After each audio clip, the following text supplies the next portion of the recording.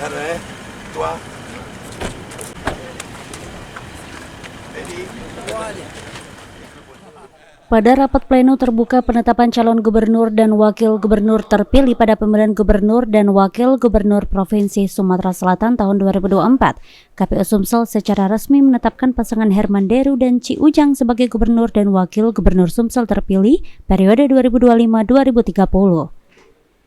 Andika Pranata Jaya, Ketua KPU Sumsel mengatakan setelah ditetapkan selanjutnya salinan putusan KPU Sumsel akan langsung diserahkan ke DPRD Provinsi sebagai bahan usulan dan pelantikan gubernur dan wakil gubernur terpilih.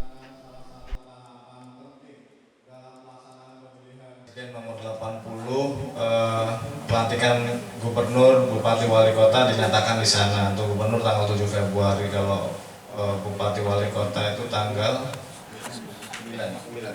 9 Februari. Nah, apakah akan berlangsung sesuai dengan Perpres 80 itu? Ya, kami tinggal menunggu keputusan Presiden CQ Menteri Dalam Negeri, karena sesungguhnya pelaksana untuk pelantikan kan Kementerian Dalam Negeri yang akan mengarrange dan mengatur pelantikan gubernur dan wakil gubernur, bupati, wali kota.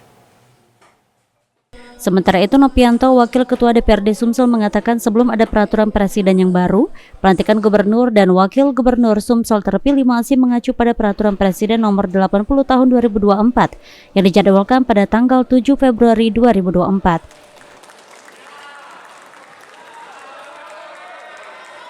MK sendiri kan bakalan ada penundaan untuk pelantikan sendiri, Kak, DPR sendiri seperti apa?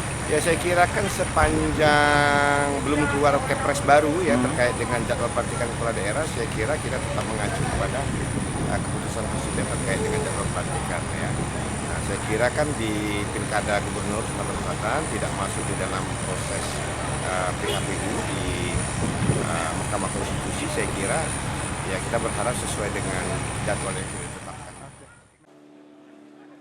Dalam penetapan gubernur dan wakil gubernur Sumsel terpilih oleh KPU Sumsel tanpa dihadiri oleh paslon urut 2 Edi Santana Putra dan Rizky Aprilia dan paslon nomor urut 3 Mawardi Yahya dan RA Anita Nuringhati.